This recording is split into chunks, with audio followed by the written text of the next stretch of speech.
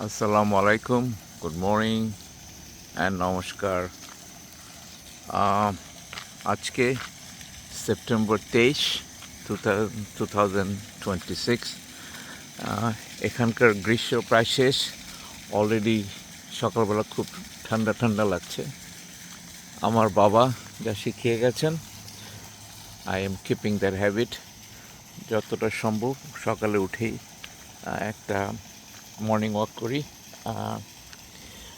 যারা আমাকে ফলো করে তারা জানো আমার ছোট্ট ইতিহাস। একটা কথা বারবার বলি, আমার বাবার কথা।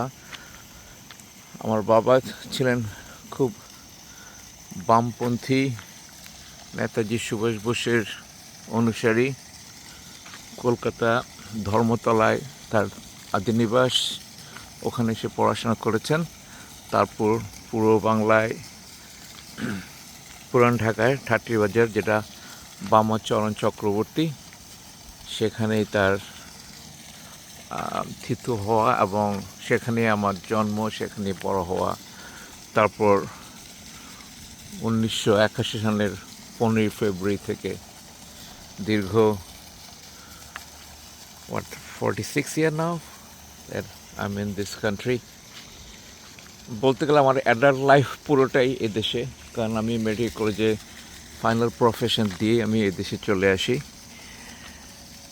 অ্যান্ড সেই থেকে এখন এই নির্বাসনে 46 বছর, গিন্নি, 3 ছেলে মেয়ে এবং 4 নাতি নাতনি, হাঁস, মুরগি, কবুতর, পাখি, বিড়াল, কুকুর আমার নেই, যদি I would love to have ইট।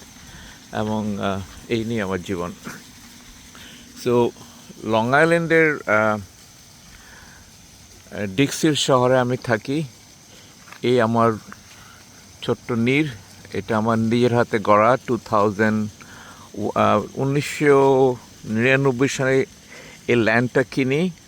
বাংলাদেশের জায়গা অনুযায়ী এখানে 6 বিঘা জায়গা আছে। তারপরে নিজের পরিকল্পনা মতো, আমার গিন্নির পরিকল্পনা মতো এই বাসাটা গড়ে তোলা। এখানেই ছেলেমেয়েরা বড় হয়েছে, এখন সবাই চলে গেছে ছেলেমেয়েরা। আমরা বুড়ো বুড়ি এই বাসায়, আমাদের বিড়াল, পাখি, চিকেন, ডাক, এই নিয়ে আমরা থাকি। সুন্দর একটা নেইবারহুড এখানে। একটা গেটেড প্রাইভেট কমিউনিটিতে আমরা থাকি। এখানে সবাই মূলত ডাক্তার কিংবা লয়ার কিংবা ব্যবসায়ী। আমরা যখন এখানে প্রথম আসি, হ্যাঁ, একটু ব্যয়বহুল জায়গা। তো আমরা যখন প্রথমে এখানে আসি 2001-এ, তখন এটা ছিল মূলত মানে হোয়াইট পিপল সব কিছু। আমরা তো 3-4 জন ছিলাম, আমরা ডাক্তার কিংবা ফার্মাসিস্ট, বাকি সব ছিল হোয়াইট পিপল। মানে আমেরিকা কেউ চেঞ্জ হয়ে যাচ্ছে। এখানে এখন 23টা বাসার মধ্যে বোধহয় 15টাই বোধহয় আমরা ভারতীয় কিংবা বিদেশি, এবং সবাই ডাক্তার। 2জন ব্যবসায়ী, একজন ব্যবসায়ী, একজন সিপিএ, আর একজন এখানকার অন্যতম গোল্ড মার্চেন্ট। বাকি সবাই আমরা বিদেশি এখানে, এবং সবাই ভারতীয় বলতে পাকিস্তানি, ভারত, বাংলাদেশ আমি একা এখানে। তো এখানে সুন্দর সুন্দর বাড়িগুলা। তো এখানে আমাদের এটা আমাদের প্রাইভেট রাস্তা, প্রায় আসা যাওয়া প্রায় মোর দেন এ মাইল। আমরা এখানে আমি আমার গিন্নি হাঁটাহাঁটি করি সকাল বিকালে। সে সকালে দেরিতে ঘুম থেকে উঠে। তারপর এখানে আমি হাঁটাহাঁটি করি। প্রতিটা বাড়ি খুব সুন্দর করে সাজানো, দেখো কি সুন্দর ফুল, অনেকটা কাব্যিক পরিবেশ। এই দেখো এখানে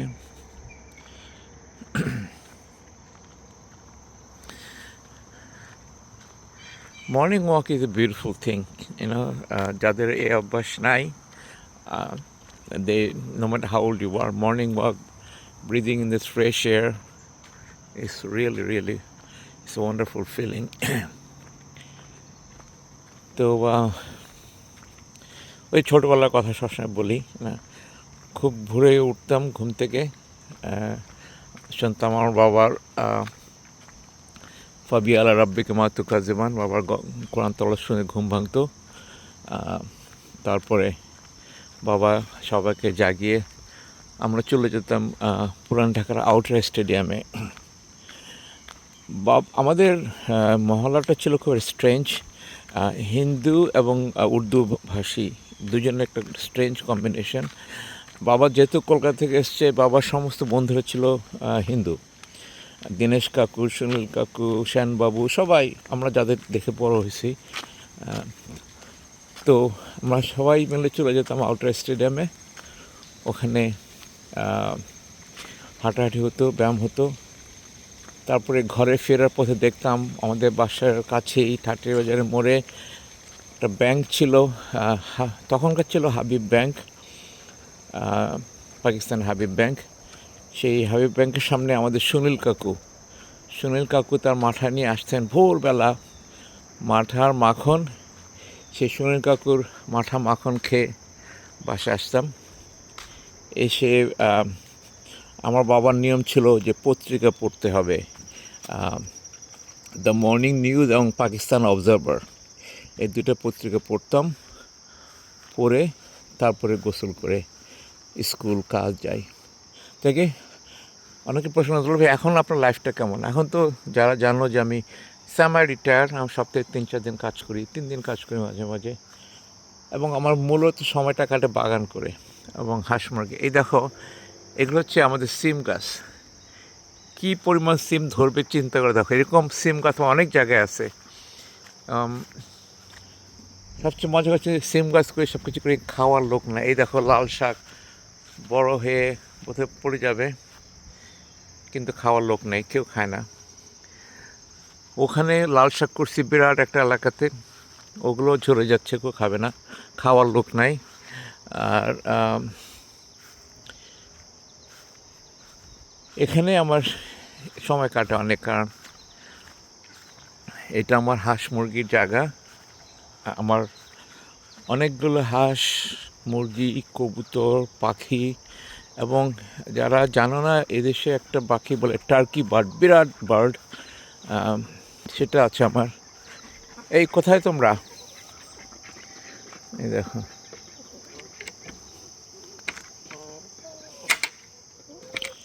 না বেরোবো না। ওই যে দেখো টার্কি বার্ড, দেখো কি বিরাট। আরেকটা মনে এখন ঘুমাচ্ছে, লেজি, এখনও মনে ঘুমাচ্ছে। সে কোথায়? সে মনে এখনো। এই তুমি বেরোবো না। এই একটা টার্কি বার্ড, ওই দেখো মানে নিচে দেখো সব ডিম পেড়ে রাখছে। এই ডেলি 20-25টা ডিম পাই হাঁস মুরগি। ওই দেখো আমার কবুতরগুলা, এই যে হাঁস কবুতর, ভিতরে আমার পাখি আছে অনেক। ওই দেখো আমার কবুতর। টার্কি বার্ডটা দেখো কি বিরাট। সে আসো। আরেকটা টার্কি বার্ড, সে কোথায়?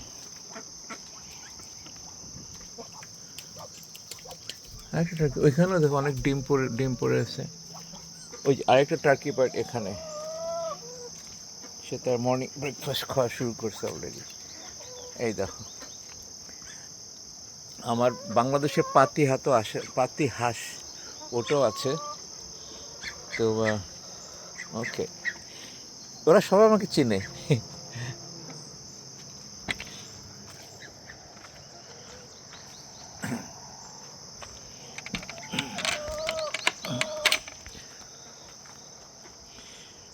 এই দেখো,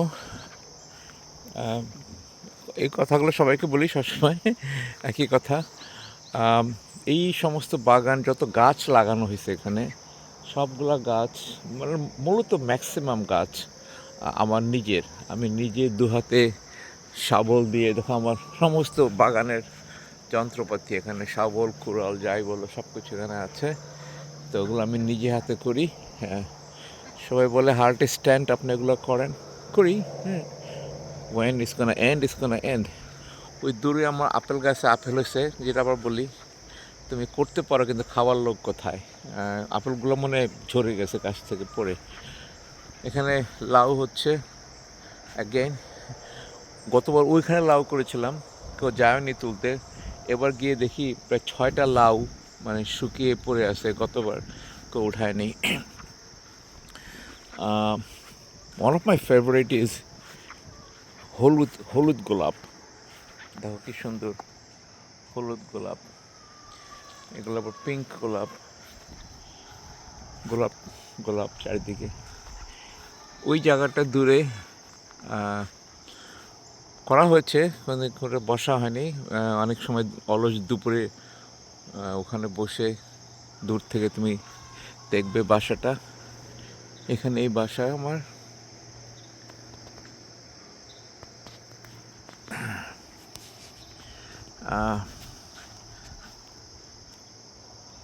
এখানে যে পিচ ট্রি করা হয়েছে, পিচ ধরা শুরু হবে আগামী বছর থেকে। তোর ফিগ ট্রি, সেটাও। পিছনে আমার অনেক জঙ্গল, ওই জঙ্গলে পুকুরও আছে, কিন্তু আমি এবার বেড়া দিয়ে দিছি মাঝখানে, কারণ ওই শিয়াল এসে আমার মুরগির খড়ের নিচে গর্ত করে ঢুকে, তারপরে তো আমি সেগুলো সব মানে সিমেন্ট দিয়ে মানে সব কিছু পাকা করে ফেলেছি, এখন আর শিয়াল আসতে পারে না। তো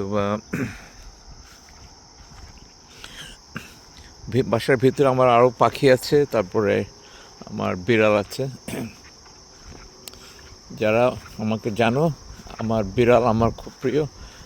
এখানে আমার দুটো বিড়াল, তাদের ফাইনাল রেস্টিং প্লেস। এটা ছিল, এখানে ওদের কবর দিয়েছি। এটা ছিল আলি, আর এটা ছিল Lily. They are resting here for ever.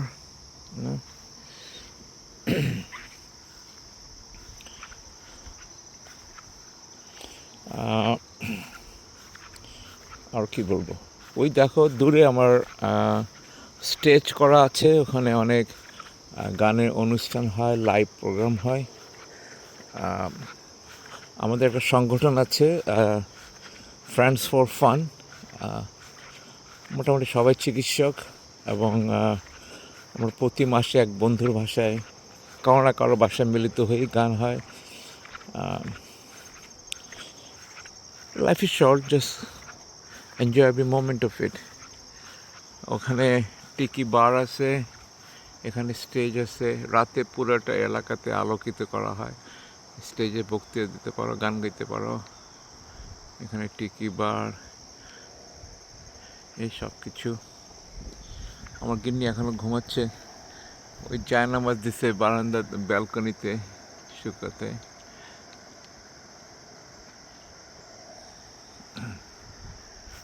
লাউ গাছগুলো দেখো, অনেক লাউ হবে এবার।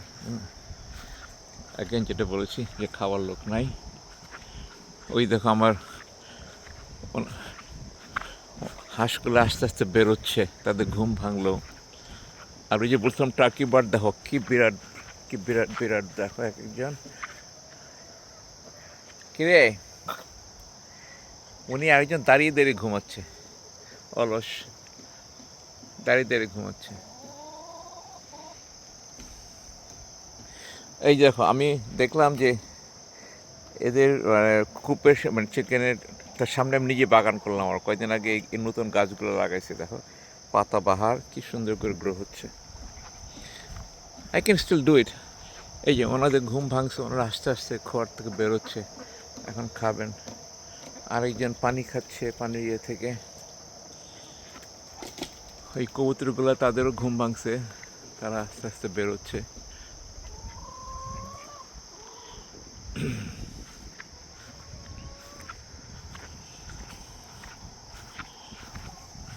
তো বন্ধুরা, age will catch up with everybody, especially আমাদের generation, but don't let it kill you. Try to live the best you can. Be very active, and it keeps your cognitive function very well. And আমি এখনও যখন surgery করি, আমি আমার young ডাক্তারদের বলি, দেখো হাতটা দেখো, কোনো কাঁপাকাঁপি নাই, কিছু নাই। আমি এখনও কোনো মানে আমরা যেটা লুপ বলি, স্পেশাল গ্লাস ছাড়াই আমি এখনও 2 মিলিমিটার ভেসেলকে আমি 6-7 প্রলিন দিয়ে আমি জোড়া লাগাই, কোনো অসুবিধা হয় না। সবাই বলে স্যার এটা আপনি কী করে করেন, I don't know, I do it. হ্যাঁ, গাড়ি গাড়ির আমার নেশা। এটা দেখো আমার প্রতি সামারে আমি একটা কনভার্টেবল চালাই। This is my nice convertible. কোনো রোদেলা সুন্দর দিনে আমি এটাকে ছাদটাকে খুলে ড্রাইভ করি। It's a nice Mercedes, very powerful engine, CLK 320। এটা আমার গিন্নির BMW. She doesn't like small cars, she always drives big cars. This is a BMW X5. বাসার যত গাড়ি সব আমি যখন কোনো একটা গাড়ি কিনি সেটা উনি নিয়ে নেয়। আর কি দেখাবো? Oh, this is my another toy. This is a Jaguar XJ8. Very nice car. অনেকে বলে যে this is one of the best car British ever made, and I love this কার। আমি সবসময় এটা নেই। আমি যখনই কাজে যাই আমার গ্যারাজের ড্রাইভার আসে বলে ডাক্তার একটু আমাকে দাম চালাই নিয়ে আসি। এবং ওরা মাঝে আমাকে অফিসে ড্রপ করে ওরা গাড়িটা চালায়। আমি ওকে যে জাগুয়ার, এই দেখো বাঘের ব্রিটিশ কার। এটা হলো আরেকটা বিরাট মার্সিডিজ। এটাও আমার বউ চালায়। It's a GLS 450, very powerful engine, very big car, 7-seater. আমরা বুড়ি দুইজন, but she likes big cars. and এখানে পানির ফোয়ারাটা, এই পাশটা বেশ সুন্দর কাব্যিক একটা জায়গা। ওখানে সুন্দর একটা লাইট আছে, মাল্টি কালার লাইট।